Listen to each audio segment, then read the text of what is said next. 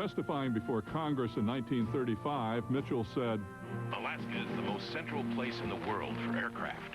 He who controls Alaska will control the world. In other words, Alaska is closer than anywhere to everywhere if you're a flyer. America ignored Mitchell. The Japanese didn't. Even before the war, they protested that an overland road to Alaska would be considered an aggressive military act against Japan. After Pearl Harbor, aggressive military acts against Japan were just what America wanted to do, but wasn't yet able to do. We could build that highway, though, and now we had a powerful reason to do it, and a powerful argument for where to do it, and we had the people to do it, too, like Corps of Engineers Surveyor Al Eschbach. Of course, for years, I think even in 1936, there was a commission appointed to select a coastal route. However, the effect of Pearl Harbor put that pretty much in jeopardy because there's no way we could then protect the road from a Japanese attack from the Western Pacific. But a protectable inland passage removed from Japanese attack already existed. It was called the Northwest Staging Route, a series of 8 airfields in places like Tok and Watson Lake. With the war on, and thousands of Lend-Lease aircraft being flown across Canada and Alaska to the Soviet Union, those airfields needed to be supplied regularly, and that meant overland. So for military reasons, the Alaska-Canada Highway, called the Alcan, would not connect the cities of the West Coast to Alaska. It would start in the Canadian Midwest and stay well inland. Colonel Heath Twitchell of the 35th Engineers writing home to his wife. Dear Francis, you may have seen a lot in the papers about the route, criticizing the reasons for its selection, claiming that it's impossible. We have no such misgivings. All we want is to be left alone to do the job. Heath Twitchell, Jr., son of the colonel and author of Northwest Epic, based on his father's memoirs. How great was the pressure to get the road started and why? The pressure was enormous. It really was. The construction season in this part of the world is about 6 months long, from late May, early June until October. After that, it gets so cold, the ground gets so hard, it's not workable. A bulldozer blade will not turn earth in this part of the world in January. Describe the weather. What was it like? Awful. In 1942, they started with the coldest winter in 70 years, first of all.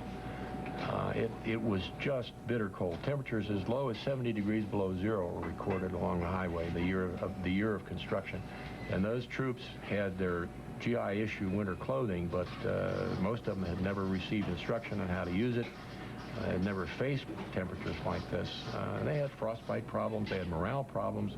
People would warm their hands in front of a fire and get so dizzy they'd faint from the change in temperature. It was tough. The Alaska Highway, the 1943 Hollywood version. I want to fight the Japs, all right. But building a highway is not my kind of fight. You got it all wrong, Woody. This is important. Yeah, I know.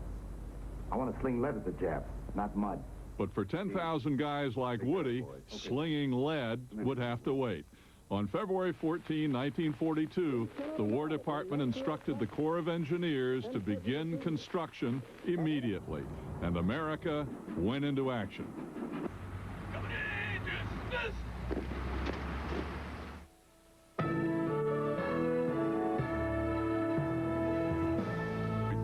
And headed north, over towering mountains, through savage blizzards, down treacherous rapids, looking to find their fortunes in the Arctic. It was an obsession, a wild adventure, a stampede. It was Klondike Fever. Join host David Hartman for the story of Klondike Fever on Rediscovering America. Tomorrow at 10 Eastern, 9 Central, only on the Discovery Channel. Life. It's not the sort of thing that shuts down at 5. So at Bell South, we're available 24 hours a day, 7 days a week. If you ever need to reach us, just give us a call. Anytime. Bell South, it's all here. While the other Chevy dealers were still in diapers, Ed Morse was well on the way to selling more new Chevrolets than any other dealer in the world. How? By offering South Florida's biggest selection at the lowest price. The Ed Morse price. Every day for over 27 years. Save today at Ed Morse Chevrolet. Easy to reach from I-95 and the Turnpike on State Road 7 in Lauderhill. There's nothing like the Ed Morse value. Online at www.discovery.com.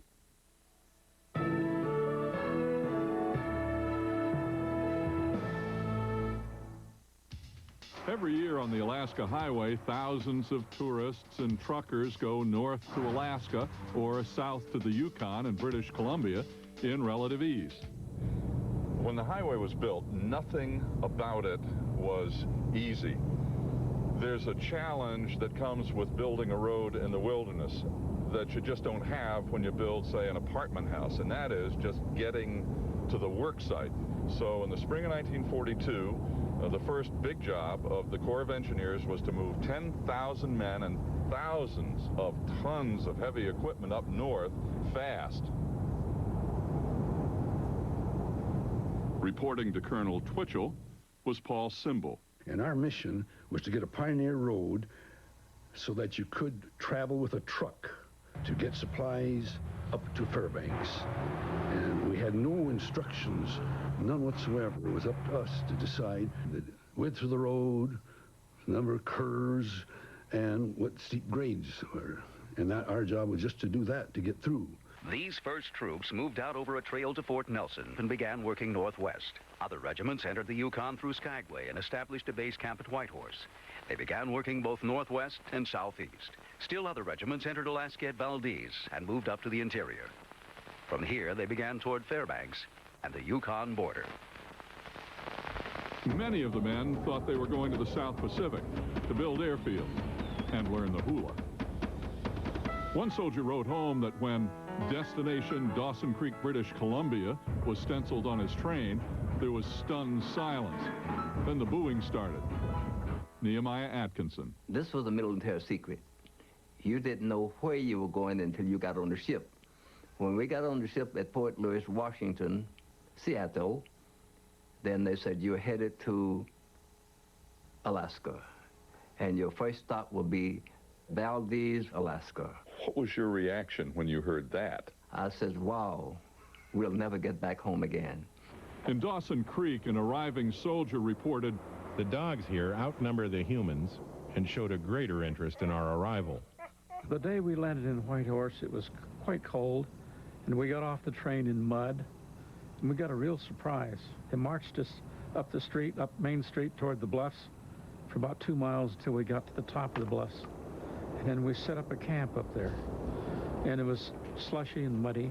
Watching on this Whitehorse Street the day John Paxton arrived was Goody Sparling. For her, life had instantly become a lot more interesting. And of course, it was an exciting time for us living here to have all these young men around, and especially in my age group, because we'd never seen so many young men around. They were very exciting, and it was an exciting time for all of us. When we arrived at Dawson Creek, the supplies were there that we needed to start the road. And there was no bridge across the Peace River, and that Peace River was a real wide river, but lucky it was frozen.